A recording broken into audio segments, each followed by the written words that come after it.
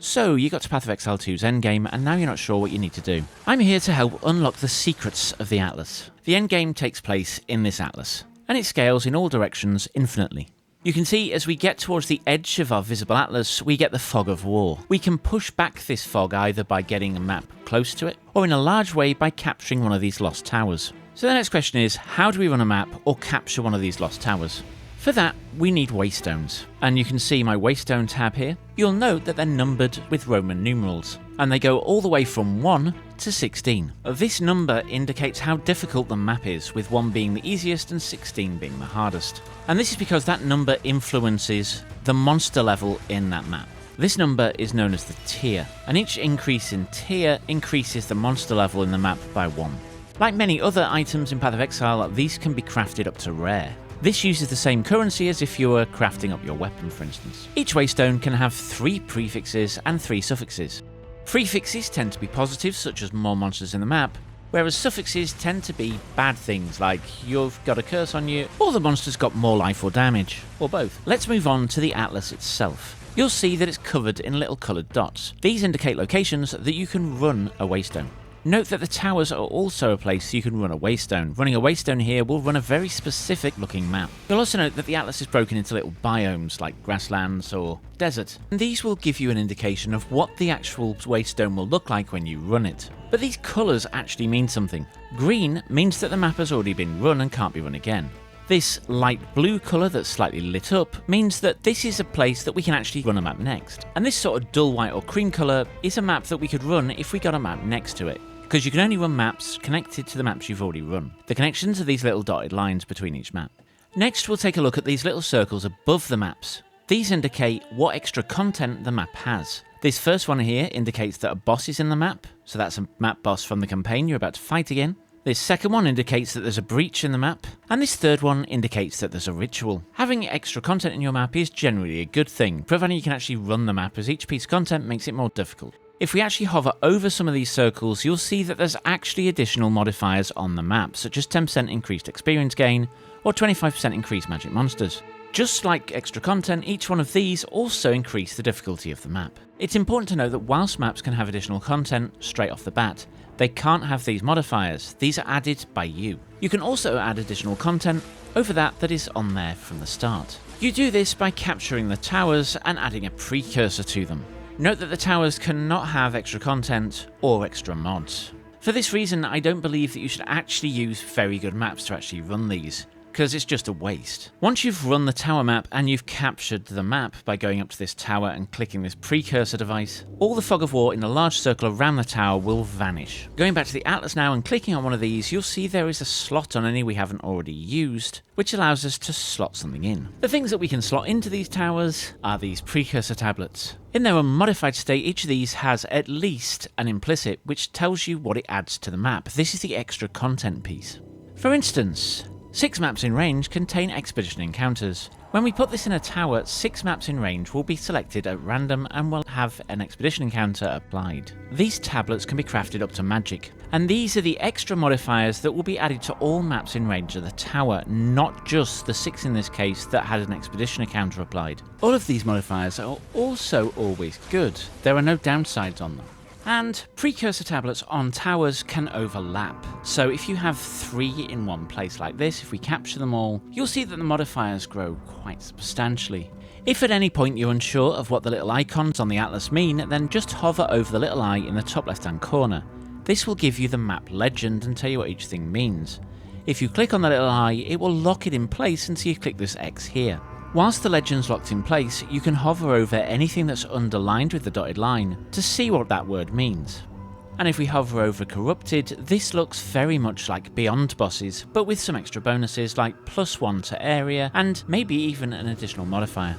Both the Waystones and the Precursor Tablets drop as you play through maps, so you will be getting a fair few of them. That said, it can be quite hard in the early game to sustain your Waystones. So we are going to have to do some stuff to try and improve that, which we'll talk about next. First things first, the biggest impact on map sustain will be if you die in the map or don't complete it. And I don't mean when the map says map complete. This just means that from the intent of the atlas, the map is complete. But if we press tab, you'll see that under the map now it tells you how many monsters are left, and in some cases that's over 50. That is 50 chances to drop another waystone. You don't want to pass that up. Now, I'm definitely not saying you need to kill every monster in your map. That would be inefficient. If there's only one left, don't go searching for it. Move on to the next map.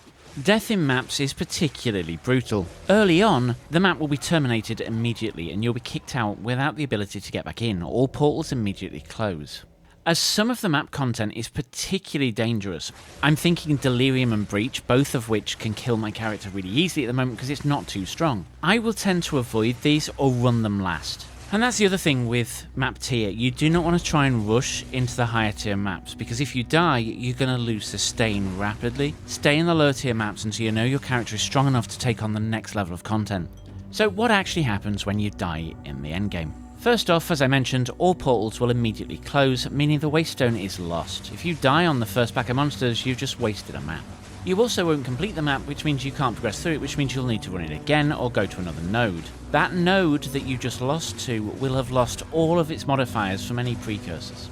Now, that isn't good in itself, but later on you'll also get a death penalty of 15% of XP.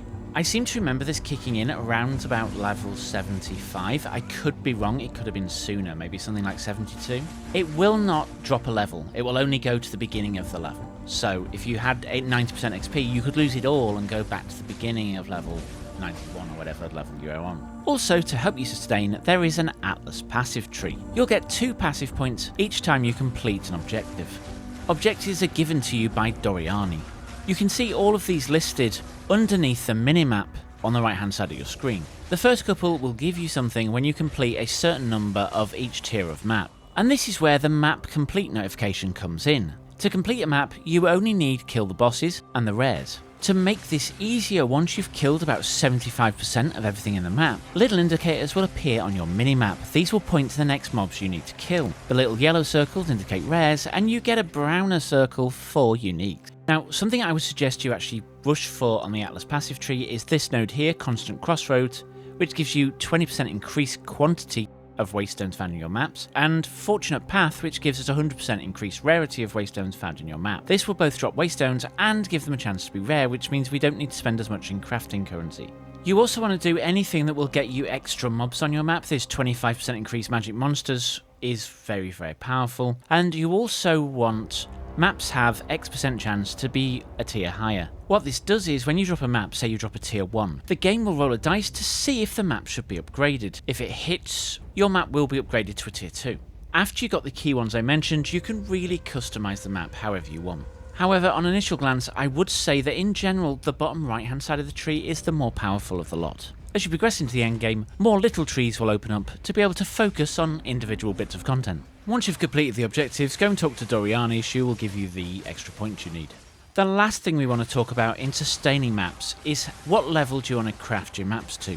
You see, as you add prefixes to maps, they get an increased chance to drop waystones. So for instance here, Cursed with Elemental Weakness, waystones drop chance is plus 100%.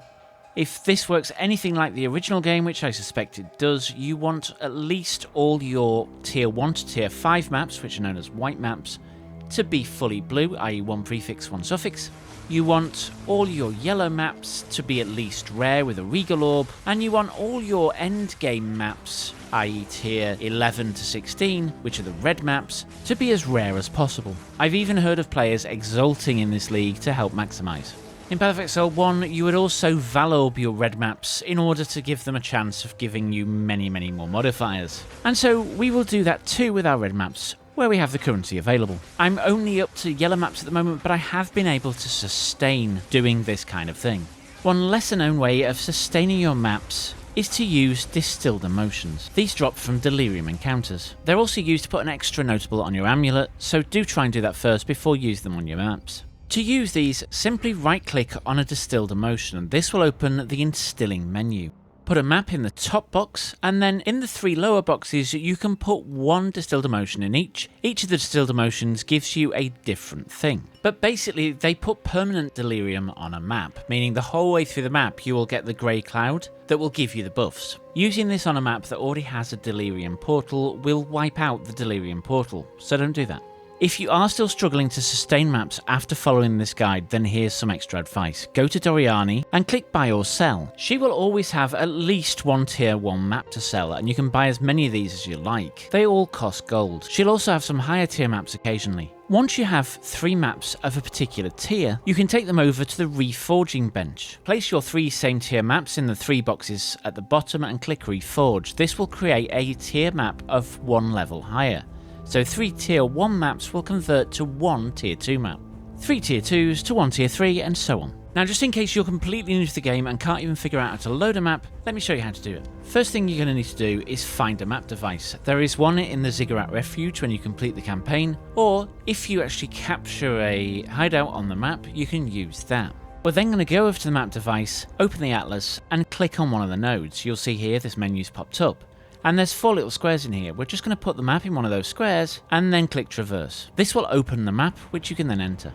Note that you do have 6 portals. As I mentioned, all portals close on death, but you can come in and out with loot, up to using your full 6 portals, if you wish. One last thing to talk about is these things on the atlas that don't really have a map position. For instance, this reliquary vault. These don't have map indicators and normally require something special to enter. Get the thing that's special, put it in one of the little 4 squares, and you'll get in. Here we also have the Burning Monolith. This is an endgame encounter. As far as I know, it's the only thing on the atlas that doesn't require something special to get in. However, once you get in, you are going to need to get something from the Iron Citadel, something from the Copper Citadel, and something from the Stone Citadel to plug into this door here to actually open the encounter. According to GGG, this is one of the most difficult boss fights they've ever created, so good luck. And with that, I hope you found this video useful. If you have, then please consider subscribing, it'll help the channel out a lot. And until next time, may the RNG be with you.